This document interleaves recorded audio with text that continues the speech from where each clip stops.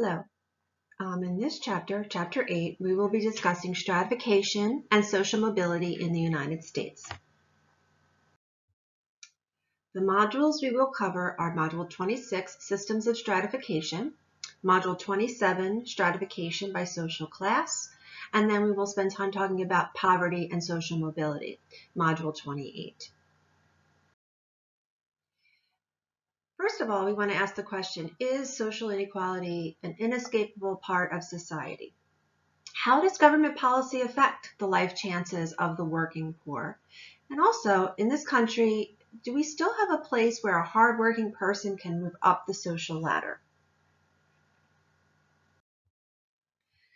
Now, when we talk about social inequality, we're really describing a situation where members of a society have different amounts of wealth, prestige, or power. When a system of social inequality is based on a hierarchy of groups, we refer to it as stratification. Now, there's some degree of inequality in every society. So we want to take a look at this in terms of how is society, how do we rank groups? You know, we see stratification as a structured ranking of entire groups of people, and this perpetuates unequal economic rewards and power in society. The consequences of stratification are evident in the unequal distribution of both income and wealth in industrial societies. Now, later on, we're going to talk about stratification based on things like gender and race and ethnicity, even age. But for right now, we're going to focus on the distribution of income and wealth.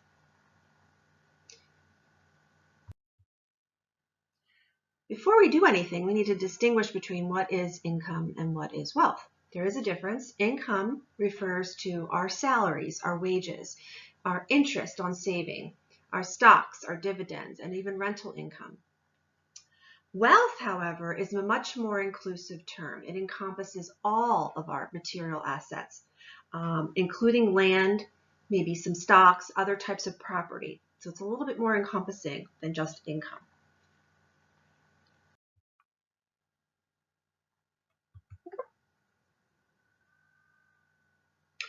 Also, one more thing I want to mention is that stratification involves the ways one generation passes on social inequalities to the next generation, producing groups of people ranked in order from low to high. Now, both ascribed status and achieved status, some of the terms we've used already in this class, influence our wealth and social position. And they're really closely linked to our person's wealth and social position. So an ascribed status, if you remember, the definition of an ascribed status is a social position that is assigned to a person by society without regard for their any particular talents or characteristics, something that we're born with. An achieved status is a social position that a person, through their own efforts, through their own unique talents, are able to achieve. Now in this module, we're going to talk about these four forms of stratification that we're going to examine. And these four forms of stratification include slavery, caste, estates, and social class. And so whether your ascribed status or your achieved status might have something to do with how people would be classified into these four forms of stratification. The first one we're going to talk about is slavery. Slavery is a system of enforced servitude in which enslaved individuals are owned by other people who treat them as property. It is the most extreme form of legalized social inequality for both individuals and groups. Now, slaves in ancient Greece were captives of war or piracy, but their status was not necessarily permanent or passed on to the next generation. In the United States, however, slavery was an ascribed status, one of those statuses we're born into, and racial and legal barriers prevented slaves from being freed. Now today, we have something known as the Universal Declaration of Human Rights, which prohibits slavery in all its forms. However, there are more people enslaved today than ever before throughout our history. And in many developing countries, we know stories of bonded laborers who are imprisoned for their entire life. We also see this in forms of human trafficking cases. Guest workers in the United States and European countries are forced into labor under terrible circumstances and terrible conditions. In 2000, Congress passed the Trafficking Victims Protection Act. So they monitored other countries in their efforts to really try to investigate, even prosecute and convict those who participate in this human trafficking. It has established a minimum standard for this elimination of any sort of human trafficking. And in this table, you'll see human trafficking report in which countries are listed in terms of their compliance to this act. In Tier 1, you'll see the countries that are in full compliance. In Tier 2, there's significant effort in those countries. And then in Tier 2, that's sort of a watch list. And there's some effort, but we still see some trafficking, and it's a bit of a concern. And in Tier 3, these are the non-compliant countries. The next stratification system are known as castes. Now, castes are a system, it's a hereditary ranking. It's usually based on religion. It's dictated and it tends to be fixed and immobile. Castes are what we call an ascribed status. So many members really, are born into this. They can marry within, they have to marry within their caste. So at birth, children assume the same position as their parents. Generally, you find castes associated with Hinduism in India. Now, urbanization and technology have caused many changes in this caste system. U.S. stratification in the South represented a caste system here at the end of the Civil War until the 1960s.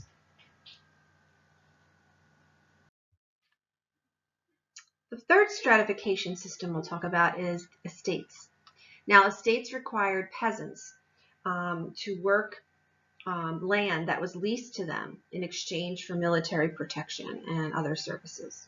So an estate system is also known as feudalism, in which peasants worked that land that was leased to them by the nobility in exchange for military protection and other types of services. So the nobility inherited their titles and their property. The peasants, though, inherited their subservient positions within an agrarian society. Now, by the 12th century, we've seen the priesthood and classes of merchants and artists also develop. And such economic changes helped end the estate system, which leads us to the most commonly used or most frequently used variable in sociology, which is social class. Now, social class is one of the most frequently used variables when sociologists look at and consider. So a social class, or what we call the class system, is a social ranking that's based primarily on economic position, in which your achieved status, a status that you achieve through your own unique talents and skills, can affect or influence your social mobility. Ideally, one can move from one stratum to another or another level because of these very loose boundaries. Even so, though, there are some stable hierarchies and unequal wealth and power that we find in a class system. Income inequality is a basic characteristic of a class system. And although your class position is an achieved status, it is heavily dependent on our family and ascribed status. We're born into the status of our families, but through our achieved status, we can move up the ladder, the social class ladder. Those ascribed status or those ascribed characteristics are things like our race and our ethnicity, our gender, even our age.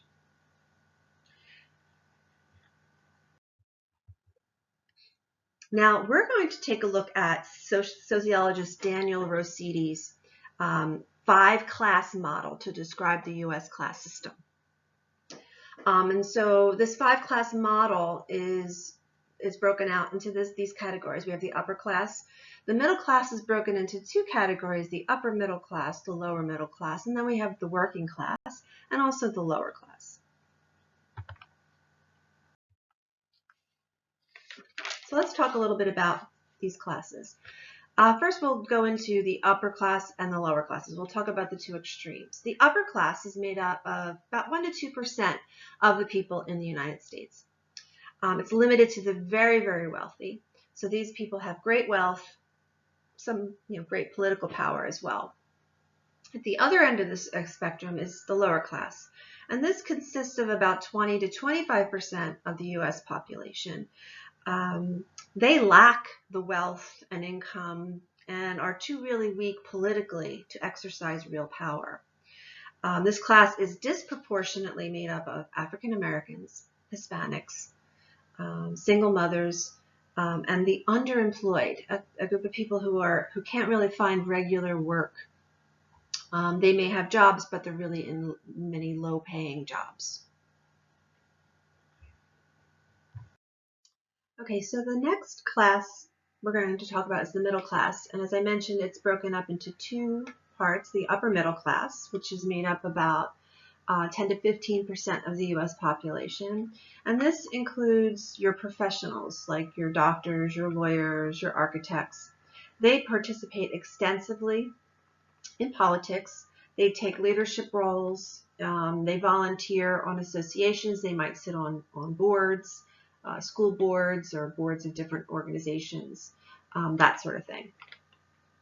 The lower middle class is made up of about 30 to 35% of the U.S. population. And here we have your less affluent professionals, your elementary school teachers, nurses, small business owners, clerical workers. They may or may not hold a college education or college degree, but their goal is to send their children to college. Now, current economic conditions have put a great deal of pressure on the middle class. We have what is known as a bipolar. We're moving toward, the data are indicating that we're moving toward what is known as a bipolar income distribution. So if you think about in terms of a distribution that is a bell curve in economics, I'm going to attempt to show you what that looks like. Something sort of like that. You have a normal distribution where the middle is, is really where a big bulk of the population. Well, this is really shrinking. We're seeing this actually shrink. So that's supposed to be an arrow drawing down. So it's kind of the middle class is kind of flattening out. So half of the middle class may be moving up the social ladder, but a good portion, half of them, are losing their position and dropping in ranking, and that's been happening since about the end of the 20th century. So these are the factors that we can sort of think about in terms of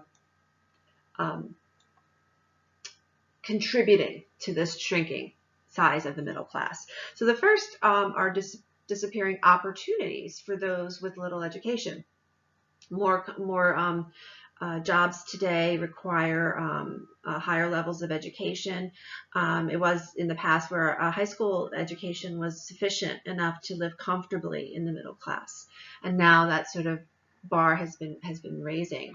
The credentials that's required to live comfortably in the middle class are much higher. So we need higher levels of education. Those jobs often require more formal schooling. The next factor is global competition, advances in technology. We're seeing workers that are more easily replaced by technology. They're replaced by global competition. They're things that could be produced globally for less expense. It affects more complex jobs that were once really, really important to the middle class worker. The third factor is the growing dependence on a temporary workforce. A lot of companies look towards temp agencies to fill their workforce. These are not dependable for the worker. They sometimes don't offer sense of security. You don't know if you're going to be called day to day for a particular job. They may not offer health coverage to the worker, retirement benefits, things that a company, if you work full-time for a particular company, they might offer in terms of a benefits package, especially with workers who don't have any other jobs or no other household income, where maybe a spouse or a partner might have that sort of insurance or benefit. So this temp worker workforce is what's also growing and contributing to the shrinking middle class. And then the last is the rise of new growth industries, non-union workplaces like fast food restaurants and low wage occupations for workers. Now, for the middle class, what does this mean? I mean, housing prices, college costs, quality healthcare, all of these costs are growing fast. They're growing faster than inflation. And so if you're not growing, it's also to meet those needs, it will really adversely affect the middle class cost of living.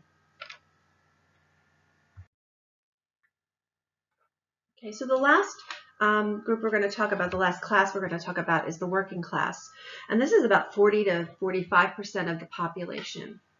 This includes people who hold regular or manual blue-collar jobs, your plumbers, your electricians. So some have higher incomes even those in the lower middle class. So they even attain a higher economic security than those, but they're still often identified with manual laborers because of the association that they're still part of the blue-collar worker.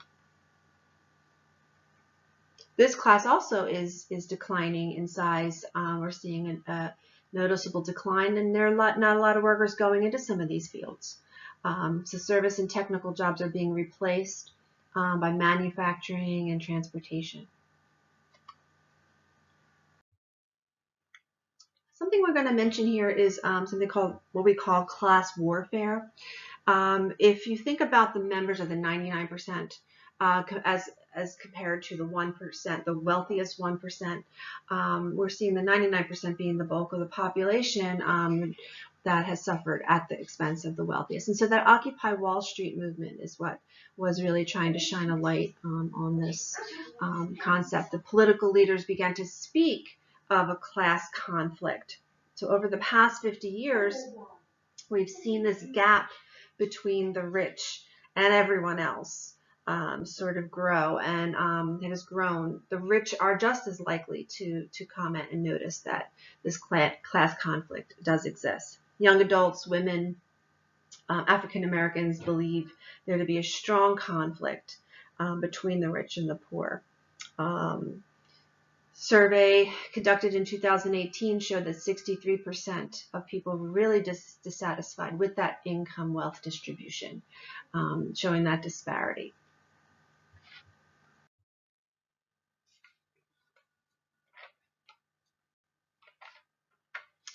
Now, sociologists have debated stratification and social inequality, and they reach various conclusions.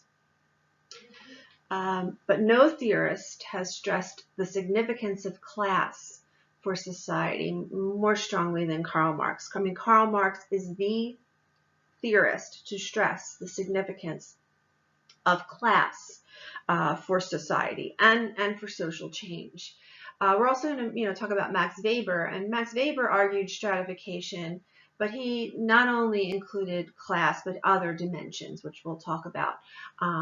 But Marx, focused in on class. He viewed class differentiation as the crucial determinant of social, economic, and political inequality.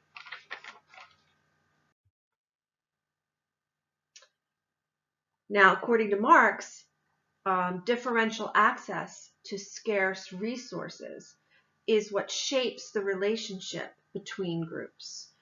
So when you look at Karl Marx's view on class differentiation and how classes differ, it is that access to scarce resources. You're going to have groups that have the haves, so who have access to the resources, and then you have groups that don't have that access, or resources aren't readily accessible to them. So this differential access to scarce resources is what shapes the relationships between the groups. Our social relations, according to Marx, depends on who controls the primary means of economic production, that mode of production. So according to Marx, who examined these social relationships, this was in mind of a capitalist society, a capitalist economic system. And we define capitalism as that economic system where the means of production is held largely in private hands, privatized, and the main incentive for economic activity is in the accumulation of profits. That is what we call a capitalist economic system. Now, as the feudal system declined, Karl Marx focused on two classes that emerged.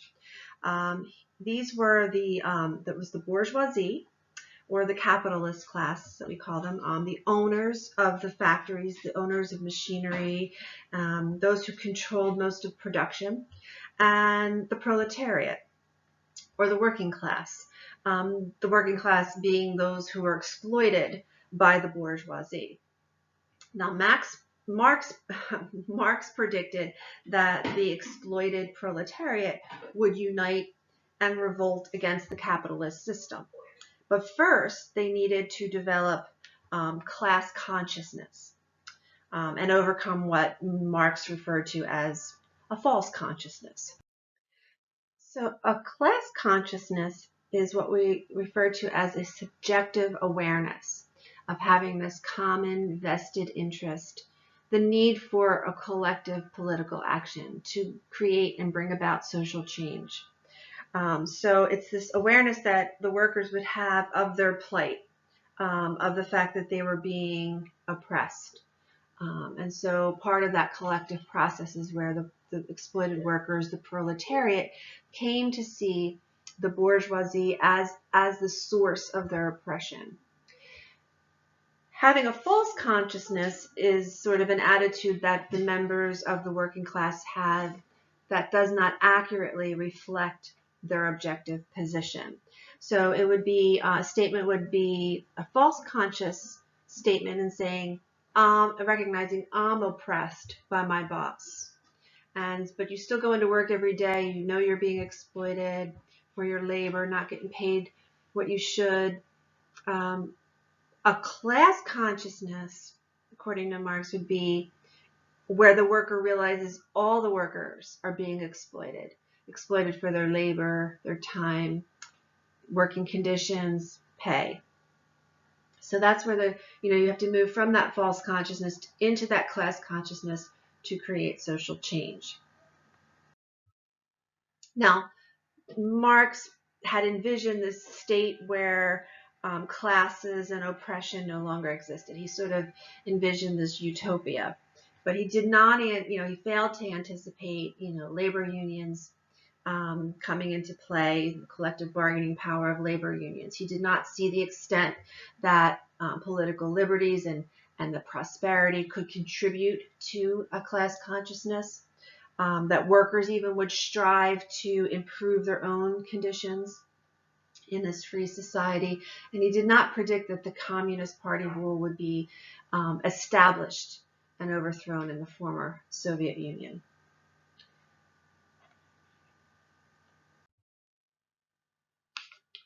Next, we're going to talk a little bit about the difference in how Max Weber's view differs from Karl Marx's view. Because unlike Marx, according to Max Weber, Weber believed that there was no single characteristic. So where we had Marx focusing just on social class or just class, Weber looked at three characteristics in the stratification system. He said the person's position in a stratification system reflects some combination of our class, our status, and our power. Now, class refers to a group of people who have a similar level of wealth and income. This would be our economic position. Our status or our status group are the people who have sort of a similar level of, prestige or similar lifestyle. Everyone in the medical profession, everybody, in a particular sort of level of lifestyle. We gain status through a membership in a particular group. Power is the ability to exercise one's will over others. So this could stem from, this could be political power, it could be business power, it could be governmental power, and it definitely stems from being in a particular group. Conflict theorists would say that big business and government are interrelated as the major sources of power. Now, according to Weber, each of us has not one rank in society, but three, in which each rank kind of influences the other. So if we take, for example, a person like John F. Kennedy.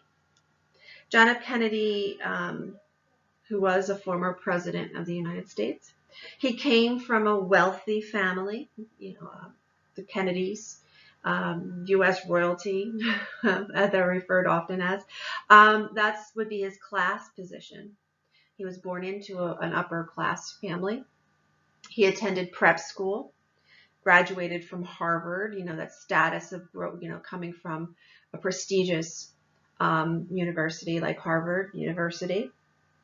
And he became president of the United States. So that is where he's exercised, great political power and became the president. So there's all three kind of working in combination. Okay, so the next perspective we're going to talk about is the interactionist perspective. And the interactionists want to understand how social class influences a person's lifestyle.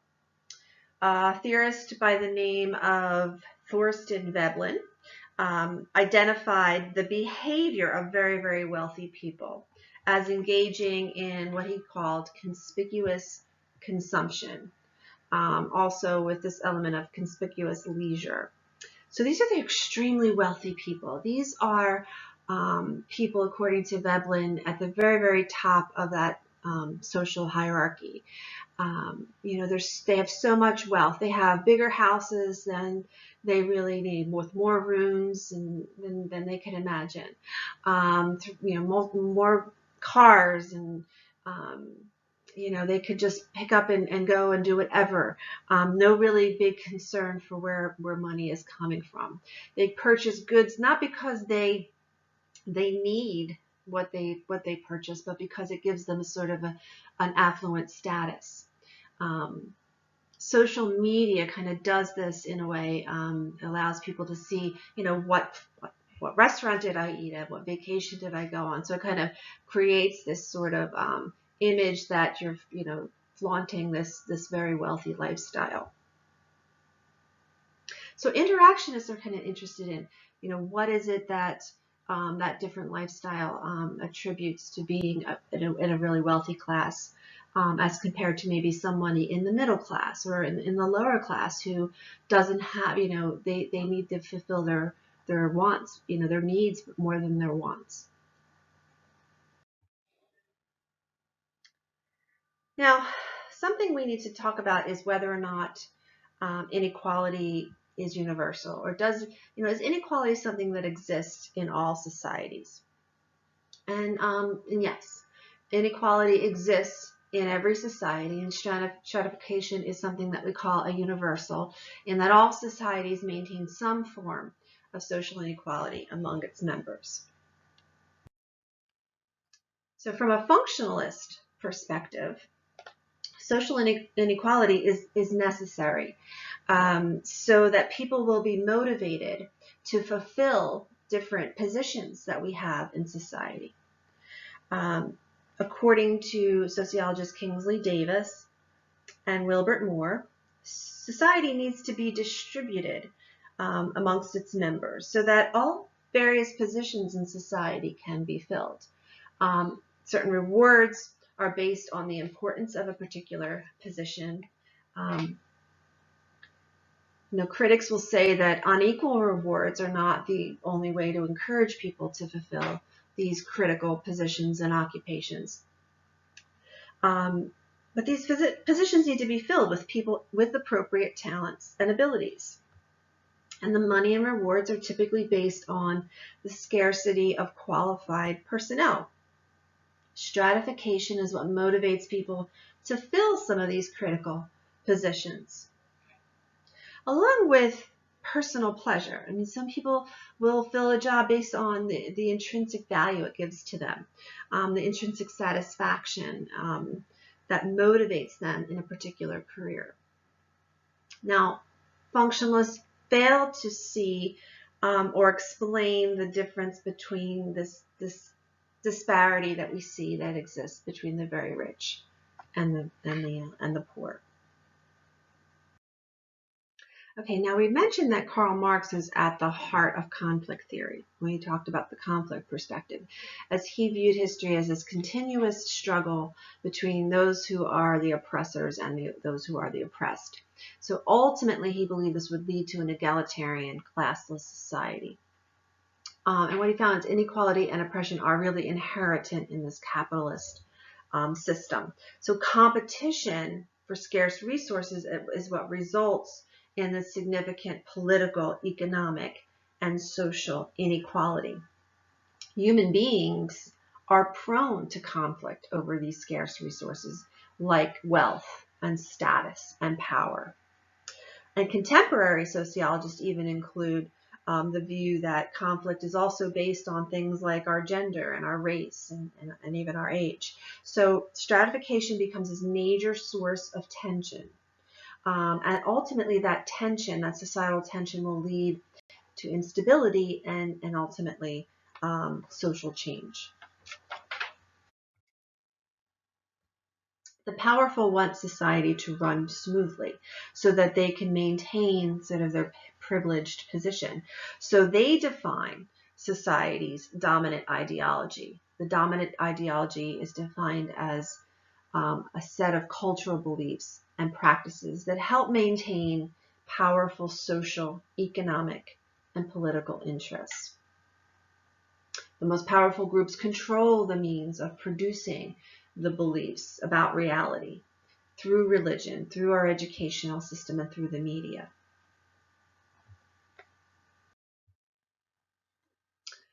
Next, we'll take a look at Lenski's view, Gerhard Lenski, the socio-cultural evolution approach. Now, he describes how economic systems change as technology is introduced. So as society advances technologically, it becomes capable of producing surplus goods. Remember, we talked about this. So we moved from the hunting and gathering societies all the way up through industrial society. So the emergence of surplus resources, the emergence of surplus goods and services expands this inequality in status, in influence, and power. So as we're moving from survival mode, the hunting and gathering, where everybody was out to help one another for survival, there was little to no stratification. But as we start to see, and surplus resources, now we start to move towards this rigid class system, because that allocation of surplus goods reinforces social inequality, because you're going to have some people that might have more of a surplus than others, and they want to hold on to that surplus and because they might need it, and they may not pass it on to any others. So we start to see these rigid class systems, the haves and the have-nots. So here we have our perspectives on stratification, what the issue is in the first column, purpose of social stratification, the attitude towards social inequality, and the analysis of the wealthy. And it breaks it out into the different sociological theories. The first is the functionalist, the second is the conflict theory, and then the third column is the interactionist theory. In this module, we're going to talk about stratification by social class. It's not as easy to locate an individual within today's social hierarchy as within the days of slavery or the caste system. So we generally, as sociologists, rely on the objective method to determine a person's social class position. So we look at the objective method of measuring social class. The objective method is assigns individuals to classes on the basis of criteria such as the person's occupation, their educational level, their income, their place of residence. So we view class as a statistical category. Class is viewed largely as a statistical category in this objective method. So it is the researcher who identifies a person's class position. Now, prestige rankings of occupations are something that's commonly used for a person's class position. So in a series of national surveys, in particular the General Social Survey, sociologists assigned rankings to about 500 occupations, giving them a score from 100 being the highest, so occupations that were scored really high got scores close to 100, and those occupations that were not so prestigious would be ranked lower. So prestige, for example, is the respect and admiration we give to an occupation that holds, an occupation holds in society. A doctor, a lawyer, we give them high prestige rankings. Esteem, on the other hand, something that, is the reputation of a particular person in that occupation. So you might have had, a doctor that you loved within your family, and that person has a high level of esteem. But also you might, give a high level of prestige because they happen to be a doctor. So if someone in your family is in that prestigious occupational position. Now, in this table, we see the results of some of these occupations using the objective method and how they were asked in that general social survey to rank the various positions. So if you see on the left-hand column, the occupation of physician got a score of 86. College professor has a score of 78, lawyer 76, and so on. I think if we go further, yes. This is continued. If we continue to go down, you can see where some of the other occupational rankings are. A carpenter has a score of 40. A newspaper vendor has a score of 15. So the lower level of prestige that the occupation has, the lower the score. The higher level of prestige, the higher the score. Now I'd like us to consider gender and this occupational prestige that we're talking about. There's difficulty in determining social ranking of women whose occupations and incomes have really been largely neglected. Because some questions we raise are things like, how do you judge or assess class or status for women in, say, dual income families? What is a woman's class position based on? Is it based on her spouse? Is it based on the family or household income? So it's usually all rolled up into, so past studies of social class really have tended to neglect occupations and incomes of women. And so one new approach is kind of focusing on individual rather than the family or household income. Others look at the monetary value that's placed on women's unpaid work. If you look at all the unpaid labor that women do, childcare, housework, and how it contributes to a family and to the larger economy, we can see how it's largely undercounted. So feminists really argue that measures of stratification really need to be reformed to include women's work.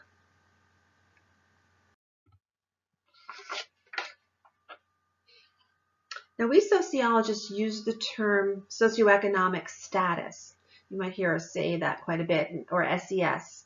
And this is when we describe class that's based on income, education, and occupation. Criteria such as the value of a person's home, the sources of income, assets, the years a person is in an occupation. Your starting salary would be something that's quite lower than if you've been in the occupation for 20 years and have had cost of, have had raises because you've done such a good job and had some cost of living increases. So, the years in your occupation, a neighborhood in which you live, whether you're in a dual career family, they've all been added to income and education as an objective, more of an objective determinant of class. So we call this multiple measures to really kind of include some more variables to help us really understand how complex the measurement of socioeconomic status and social class really is.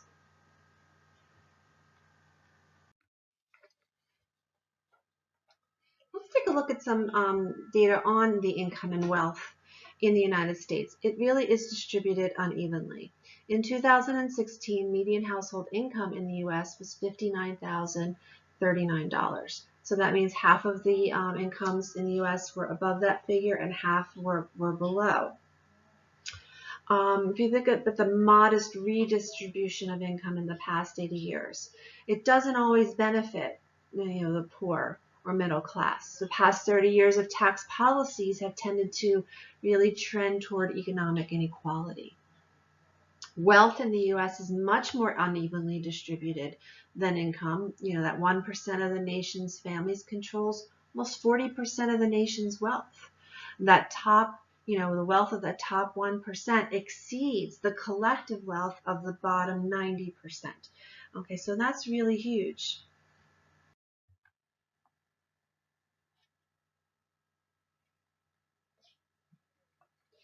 Racial differences also show up in the wealth disparity. In 2017, the median net worth for families by race were where white families made $171,000, black families $17,600, and Hispanic families $20,700. Researchers have found a dramatic difference in wealth between African Americans, whites, even when education is held constant. Households of college-educated whites were about 3 times as much wealth as college-educated African Americans. If you look at this graphic, it's the mean household income by quintile, and you can see how it's kind of sloped up where you see the top 5%. It's quite small, but you see that there's a large mean household income. It's the average household income. And here the distribution of family wealth in the U.S., where the richest 1% makes close to 40% of the wealth. And then you see the next 9% of families in the bottom 90% have almost 23% of the wealth. Much, much smaller than the richest 1%. All right, in this last module, we're going to discuss poverty and social mobility. About 13% of the people in the U.S. live below what we call the poverty line. In 2016, at least almost 41 million people were living in poverty. A contributing factor to the high poverty rate is the large number of workers that are employed at minimum wage. Our federal government has raised minimum wage over the years, adjusted for inflation, but it has not really kept up with the cost of living. Now, I've had a table in here that really shows that the minimum wage by employment.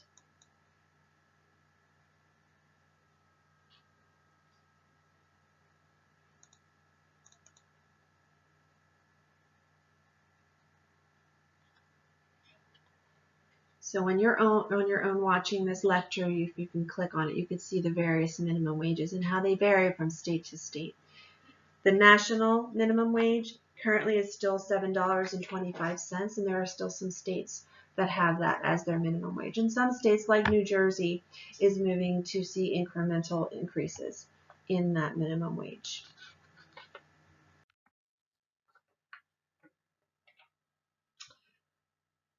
the minimum wage has failed to keep pace with the cost of living. And so this table shows you minimum wage adjusted for inflation and what the value is since 1968. Has really dropped. So what does this mean when we have so many people that are living under the poverty line? What is that poverty line? How do they come up with it? And how do we define some of these terms? So absolute poverty is a minimum level of subsistence that no family should be expected to live below. And we determine a figure called the poverty line that serves as an official indicator of which people are poor, a money income figure that is adjusted annually to reflect consumption requirements of families based on the size of the family and the composition of the family. So if it's a family of 4, are they 2 adults and 2 children? Are they 4 adults? What is the composition? What is the size of the family? And there's a chart that charts out the figures of what would classify that family as being either above the poverty line or below the poverty line. So it's a commonly used measure of absolute poverty, and it's often our definition of which people are poor.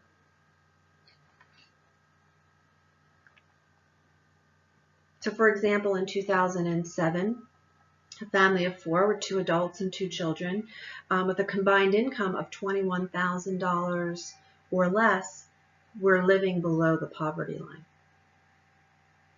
In 2010, that family of 4 made $22,113 or less, and that family of 4 was classified as living in absolute poverty.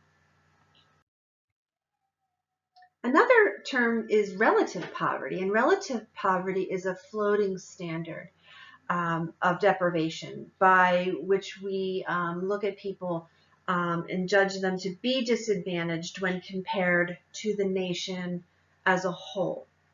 So it's really a floating standard of people at the bottom of society judged as being disadvantaged in comparison to everybody else or to the nation as a whole. So even if today's poor are better off in absolute terms than, say, the poor of the 1930s, they're still deserving of special assistance when it comes to living in poverty. So basically, it's relative to time and place. Now, debates have existed about the accuracy of the federal government's measure of poverty. The number of people in poverty would be lower if non-cash benefits were also factored in. Also, household location is not considered in the determination of poverty in calculating that poverty line. And supplemental poverty measures established in 2010 really provides a relative poverty measure. So what we want to try to understand is who are the poor, who make up this category of those living in these poverty states. In this table, you see poverty in selected countries, and if you look at the U.S., the poverty rate is higher than those of most other industrialized countries as we compare ourselves to other industrialized countries at 16.8%. So who are the poor? Who make up the poor? Many poor adults do work outside the home. So there's this perception that the poor are able to work, but they won't, or they're lazy. So many poor adults do work. Many of the poor live in the inner city, but the majority of those who live are outside those poverty areas. Who live in, we imagine the majority of the poor are in urban areas, but there's quite a few that live in more rural areas. So, for example, 12% of the poor adults aged 18 to 64 do work outside of the home, compared to 53% of all adults. 37% of the poor who work are employed full-time. The majority of the poor live outside of those urban areas, those urban slums. that we often imagine is where most of the poverty is. Urban areas, rural areas like Appalachia are very hard hit. Farming areas, farming regions are often greatly living in poverty because you get one bad season of bad crops and that farmer is going to not have the necessary income. Native American reservations are also another pocket of poverty that we see. So overall, really, the composition of the poor does change constantly. We need to constantly take a look at what the data show. So if we look at this table, we want to know who the poor are. Well, the poor are young, they're female. There's quite a bit of racial, ethnic diversity. And as we talk, we're going to make reference to the data that's in this table.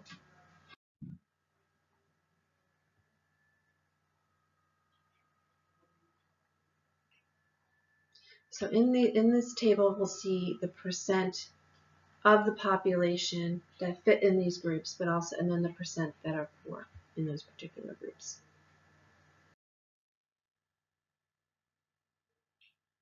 And here you can see where the top map shows the median household incomes, and the bottom map shows the people who are living below poverty level in those particular states. So contrasting income and poverty levels in the various states throughout the country. In sociology, we have this term called the feminization of poverty. Since World War II, we've noticed an increasing proportion of U.S. poor who have been women. By 2008, families with female households accounted for 51% of the nation's poor. So we're seeing this trend that's known as the feminization poverty. In 1959, 26% of the nation's poor were female householders. In 2016, 54% of the nation's poor were female householders. So you see how that number has grown. It is not just an issue here in the United States. This is a worldwide concern. So it's known, this phenomenon is known as the feminization of poverty. And we're going to talk about it to more extent in our chapter when we get to the chapter on the family.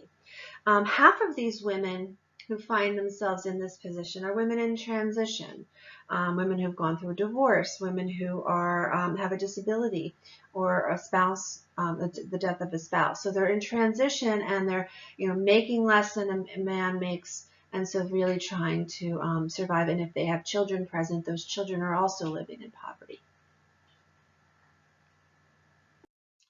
Now, the underclass is a concept that was coined by the sociologist by the name of William Julius Wilson, that describes the really long-term poor, and the long-term poor who really lack training and skills. 10.3 million people live in these extremely impoverished areas. 38% are Black, 30% Hispanic, and 26% are white non-Hispanic.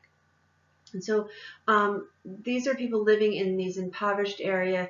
That means that they've got limited educational opportunities. They have greater exposure to crime and health risks in the areas in which they live.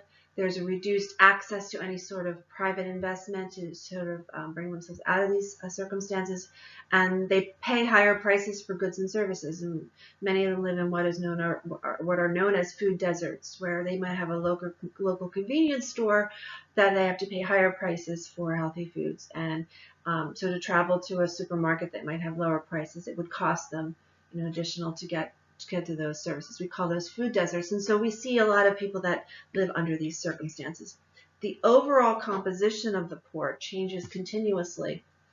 As some move above that poverty line, others will fall below it. And so researchers indicate that African Americans and Hispanics are more likely than whites to be persistently poor. And so that's something that they are definitely continuing to explore in the research. In trying to explain poverty, from a functionalist perspective, Herbert Gahn suggests that the presence of poor people serves a number of social, economic, and political functions. Basically, he says society's dirty work is performed at a low cost. He says this creates jobs or occupations and professions that really serve the poor, both legal, public health experts, welfare caseworkers, and illegal, drug dealers and gamblers, number runners, those sorts of illegal occupations. It also upholds conventional social norms and values by identifying and punishing the poor as being deviant. So we have the deviant, we could see what the social norms and values are for conventional society. He also stresses that it guarantees a higher status of the more affluent. If you have, those who are in a poor position, you have people who are above and have a higher status than they do. And because of their lack, the poor's lack of political power, the poor kind of absorb any of the costs of social change. They would be the ones that pay the price. So when we were thinking again back to our original question, who are the poor? The poor are young, the poor are racially and ethnically diverse, and the poor are typically female and female heads of household. Okay, the next thing I want to talk to you about is life chances. And Max Weber saw our social class position as being closely related to people's life chances. Life chances being people's opportunities to provide material goods, positive living conditions, and favorable life experiences for themselves. Our life chances are shown in measures such as our housing, our educational levels, and our health and the health care we receive. So the higher our social position improves your life chances of having greater access to these different social rewards, as opposed to the lower social classes being forced to devote a larger proportion of their limited resources to the necessities of life, than what we need. We need food and clothing and shelter versus, someone in the upper class who has all of those things, but, can afford to, make a choice between taking a vacation or multiple vacations in 1 year.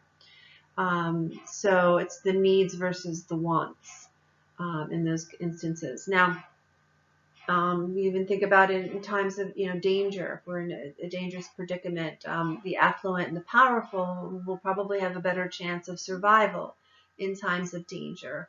To take a look at in our history, the history of the Titanic, that unsinkable ship. Everybody in the upper class was in the upper decks and the upper levels of the Titanic. They were the first ones on the lifeboats. Those immigrants and the people who are in poverty, going to America for, their opportunities, they were the last ones to have a chance for survival. So again, our social class position, affects that. Our social class position will affect any kind of vulnerability we might have in the form of a natural disaster.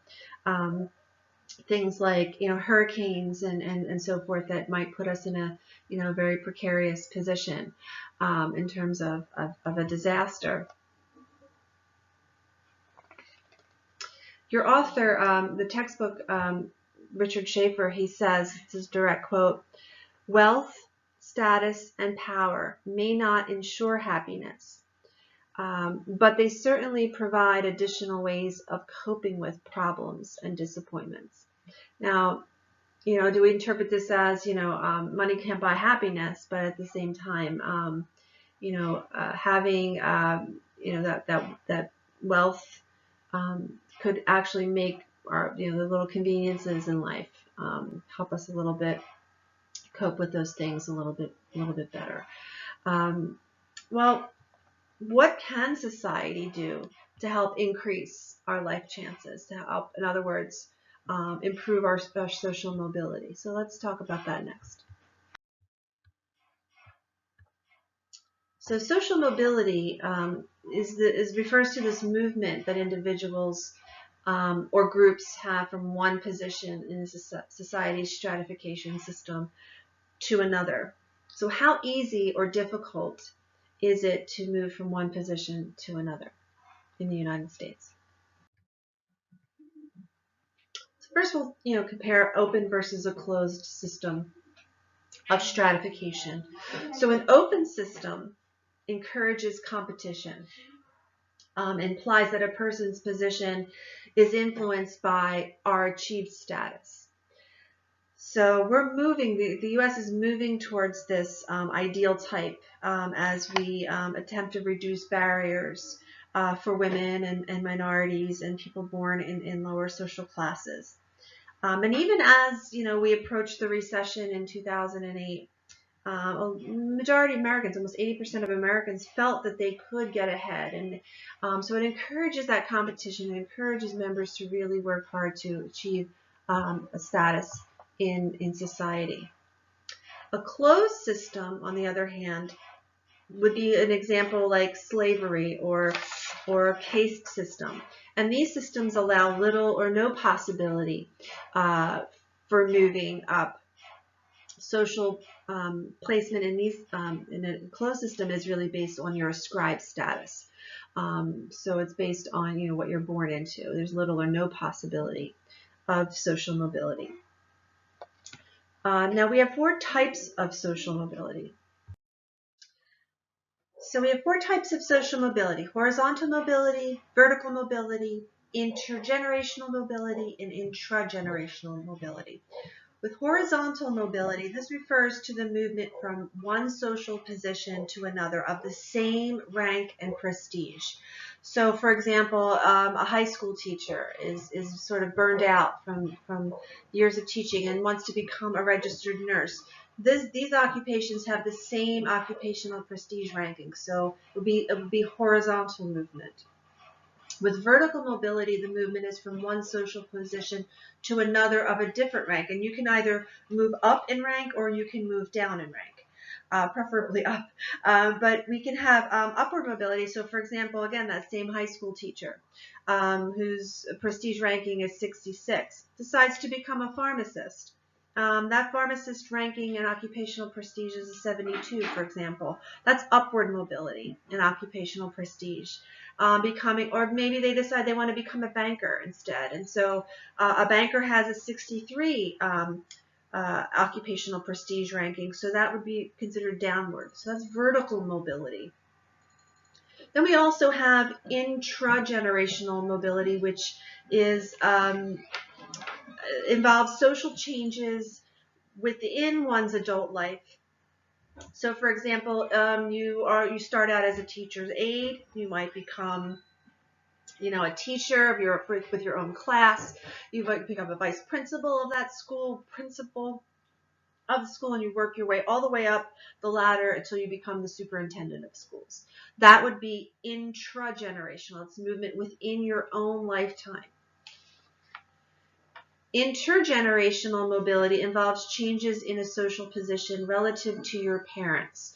So in this case, in this example, we have a teacher whose parents were laborers, and so that teacher has a higher occupational prestige ranking than their parents. So that would be considered intergenerational mobility. So what does social mobility look like here in the United States? Well, for example, there is a great deal of mobility, but much of it is minor. People are usually within 1 or 2 occupational levels of their parents. So most of this mobility covers a very short distance, meaning intra and intergenerational mobility is that only 1 or 2 possible occupational levels. The odds of reaching the top are very slim unless a person really begins from a position of privilege. It's much more common among males than females. 60 to 70% of sons are employed in higher ranked occupations than their fathers were. If we look at the impact of education, education has a greater impact than, in fact, our family background even. It plays a critical role, especially in our intergenerational mobility. It has diminished in recent decades. A bachelor's degree is less of a guarantee of that upward mobility. 3/4 of college-educated men have achieved some upward mobility.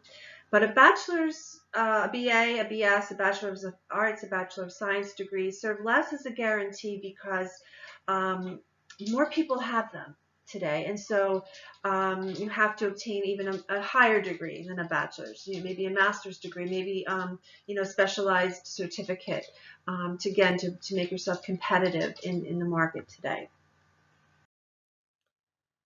Next, we have the impact of race and ethnicity.